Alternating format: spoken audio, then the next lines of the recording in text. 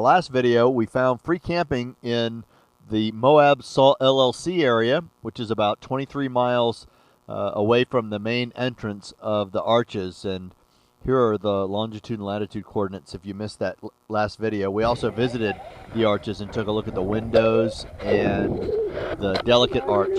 In this video, we're going to finish our visit in the Arches. We're going to visit Devil's Garden, and we've got a lot of stuff from that was really cool. And we're going to show what we do with our dogs when we're in the park to keep them cool and hydrated and safe. We're going to look at campsites right along the river near the entrance of the Arches National Park that require a $15 fee. There's a couple of places there that we're going to go over. And I'm also going to take a ride on the Potash Trail between the parks and see if there's any free camping or anything worth looking at out that way. We're also going to take a look at Gemini Bridges. Okay, now to get to some of the has good some stuff. free camping areas there. I'm going to look at the free camp spots. We're going to show them. We're going to show the roads. And so we've got a lot to cover. Let's get into it. Oh, and don't let me forget, we've got more resources for you. We're going to go look at Mavericks, where they have free water, free dumping, and a fuel discount if you get their card, which is free. Hey, what's happening? There's Mike. How you doing? With one more day to visit the Arches National Park, we came up from our free camp spot off of 279, went into the main entrance of the park, and wound around through past the windows section, past the delicate arch viewpoint that we had visited the day before, and wound up at Devil's Garden Trailhead. There is water provided at the Devil's Garden Trailhead, so we wanted to make sure that we had plenty of water for our own walk, that the dogs had water, and that the dogs were set up, because we knew we were going to be gone for a while from the van. So this is how we set up the van for the dogs. Kyndal is putting the windshield shades in, and the shades all around the inside of the van for the dogs. We can keep the temperature inside the van awfully low. We use a lot of stuff. We use drapes and window shades and reflectics and fans, and we have a water dispenser. I don't know if I've ever showed this before. Can I open the side door for a second? Open the side. This is what it looks like. Stay. You guys gotta stay. This is what it looks like inside here. So there's Savannah. And she has a bark collar on, because sometimes when we leave her in the crate, she likes to tell everybody around, I don't like being in the crate, at the top of her lungs. Yep. Don't you? And we don't want people to think that they're in a bad situation. So we make it so she can't bark. Chili doesn't bark. I got a cough all of a sudden. It might be the dry. Do you have the thermometer? Can we put that on there and show it? 93 outside and 82 inside. And that's before the fans. So, and as you can see inside here, every window is darked out. Every window is open for ventilation.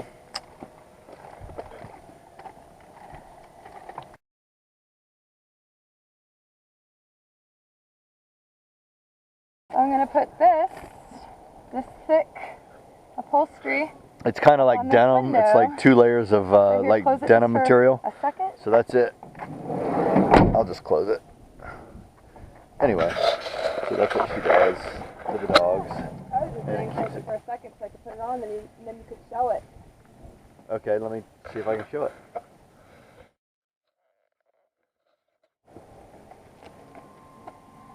There she is putting it up. We have Velcro that we've set up all around the windows. Here. And then that goes across. And that'll shut. And then, yeah, I gotta put my shoes on, and I gotta do something in the fridge, so. Okay. I'll be out in just a second. So that's what we do to, and then we also park out here. As you can see, we're out here kind of in no man's land. There's a lot of spaces up closer, but you know, anybody walks by and hears them whimpering and doesn't understand the situation that we have. We just don't want any broken windows over confusion. So anyway, that's how we do the dogs. We're out in places where they can't be with us. The dogs are allowed in the parks here, but they're not allowed on the trails.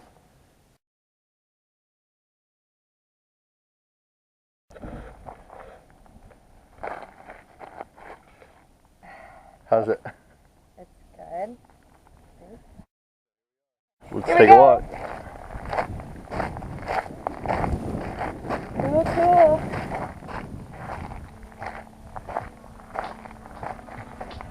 Well, we're here at the beginning of the trail. Devil's Garden. And these big tall slabs of rock are called fins.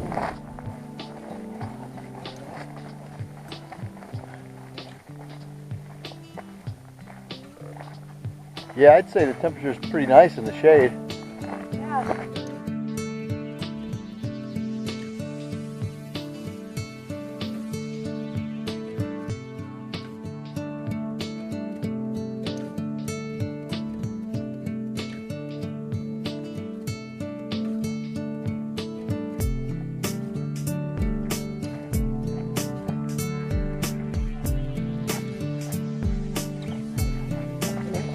Not yet. Not yet. So we're gonna go that way, and I guess this is a trail. Doesn't look like a trail. There's arrows pointing that way, so I guess we gotta do it. Okay. Well, I did it yesterday, so I can do it today. Right.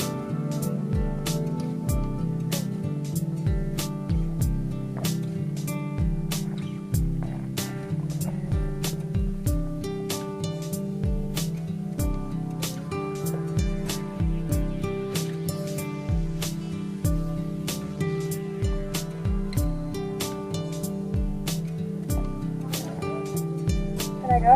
Yeah, Okay, you got it. I'm scared.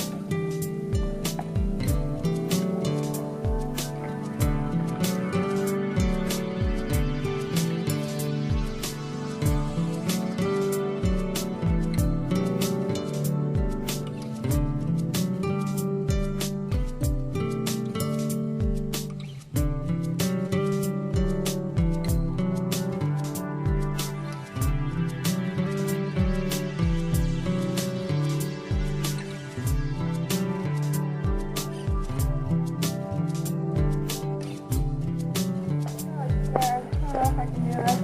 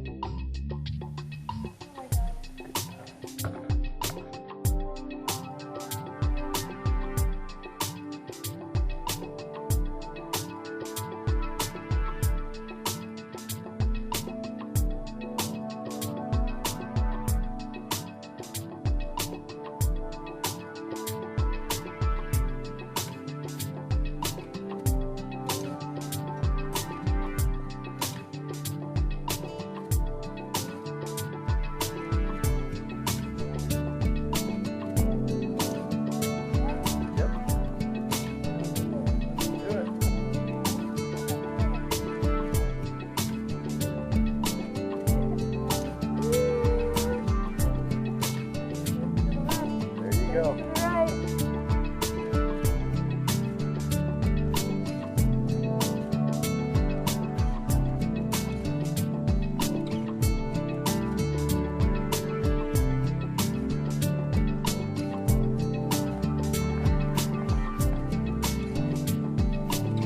So cool, isn't it? Yeah, it's pretty amazing.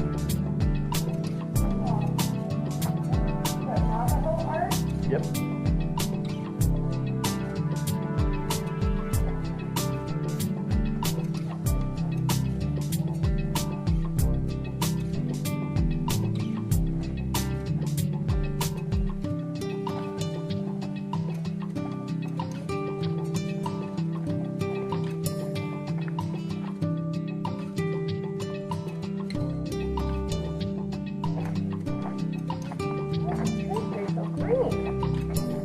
Well, it doesn't have that much sun on it. It gets water because the water comes down in there. Look at that. Oh, I hope the camera's picking it up and making it look as cool as it actually is being here.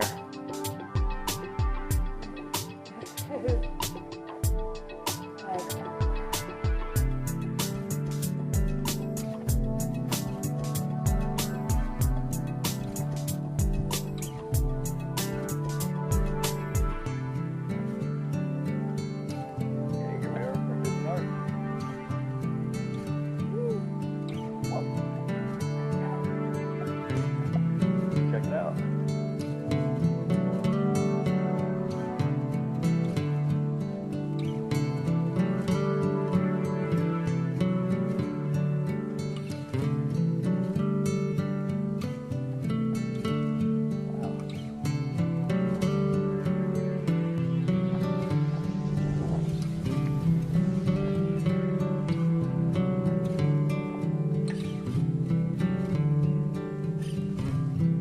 Kind of a little bit like Robert's Roost, huh? That little opening.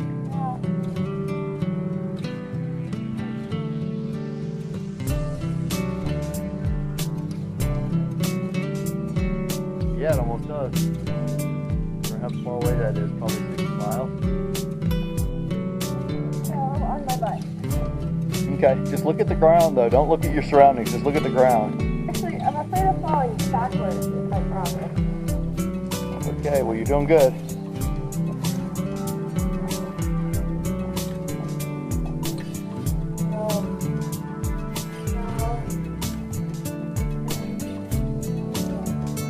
Sure you don't want my help? You're doing really good. Summer of change, what'd you say?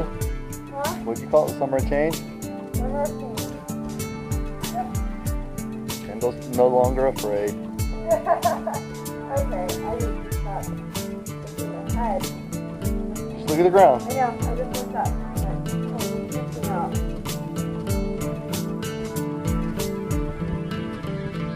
I can come help you. I don't have all of my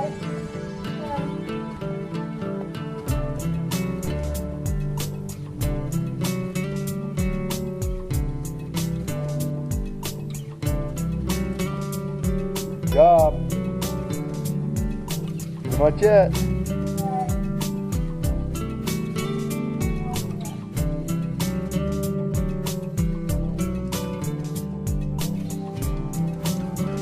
This turned out to be just the perfect way to spend an awesome afternoon with my beautiful bride in an incredible park out in nature.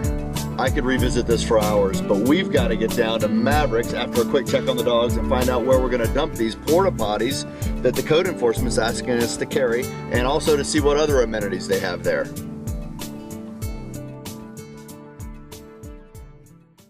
Okay, so the 3 reasons that we like Maverick. Reason number 1, get a Maverick card and you get a discount on gas. Reason number 2, they have an RV dump station with a hose that I think somebody might be wanting to use. And then reason number 3, that we like kind of centrally located Mavericks, is because they have a hose bib. And they allow for RVs, and this is how we fill our solar shower. And there was an RV hooked up to it with our garden hose the other day, topping off. So there you go. There's some free resources for you in Moab. After leaving Maverick on the south side of town, we're going to go ahead and drive through town, give you an idea of what that looks like, and head up to some paid camp spots up right off of the Colorado River, very close to the entrance of Arches National Park.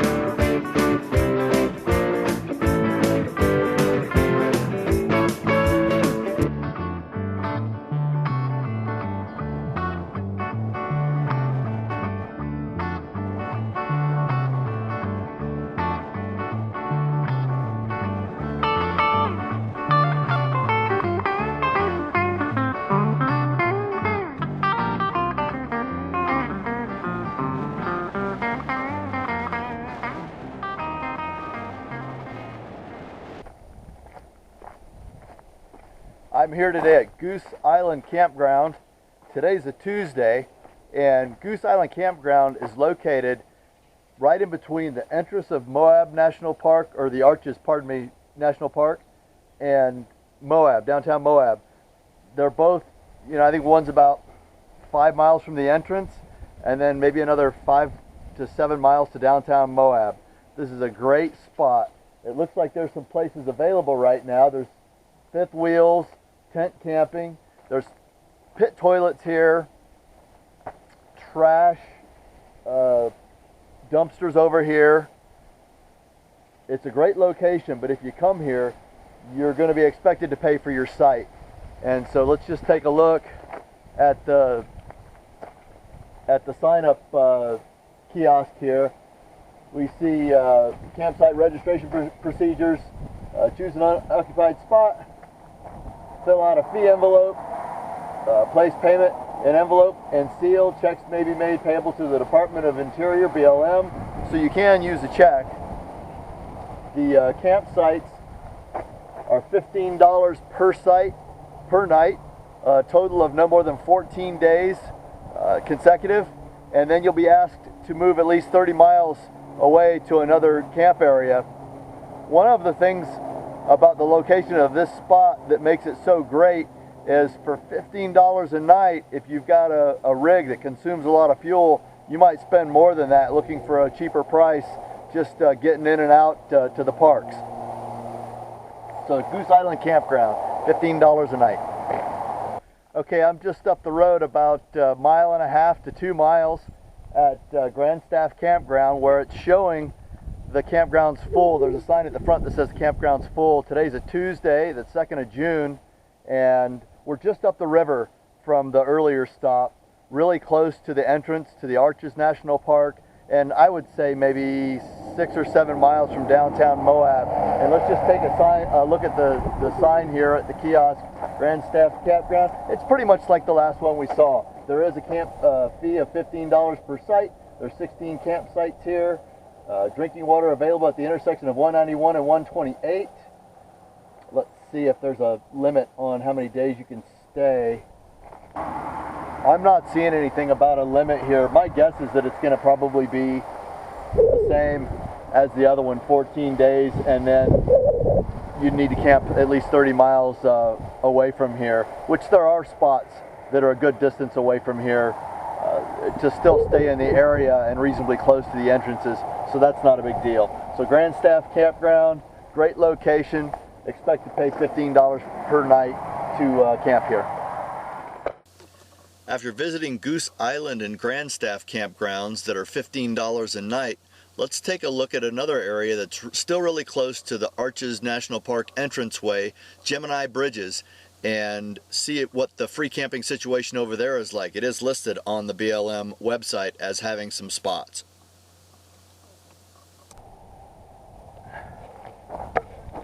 Okay, now to get to some of the good stuff. This is one of the places, the roads that we need to start on for where there is free dispersed camping.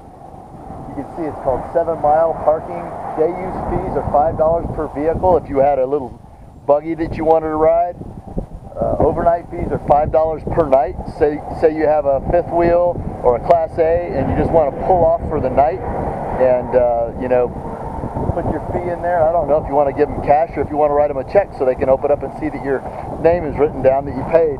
But let's take a look at this little map. So where we are now, this is one of the places that Judy said on the map that she gave us at the BLM office that we could camp for free. And it's Gemini Bridges. And it's just off the highway. And what we're looking for here is we're looking for a few things when we come up here to camp for free. We're looking for occupancy. Is there open places where we can camp? Are there nice places? Do we like the area? Sometimes we don't care if we're just passing through, but if we're going to take the time to set up our awning, we want it to be pleasant and have a nice view. And then also we care if there is a Wi-Fi connection available for our air card so we can get on the internet.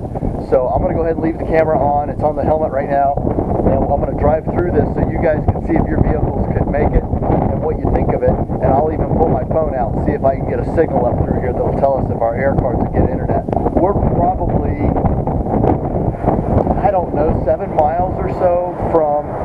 entrance of Arches National Park. And if you go on up a little bit further, there is a Shell gas station with a little mart in there if you needed to grab some snacks or whatever. So this is kind of along the lines of where we're camped in our van, and so as a way to get there, I'm going to take Gemini Bridges, and we're just going to check this place out. At this point, I hopped on the bike and rode up Gemini Bridges Road and looked at the 6 spots that were marked as okay to camp on the map. They were in a canyon, so I wasn't able to get a Wi-Fi signal. One of the spots was available, the others were taken.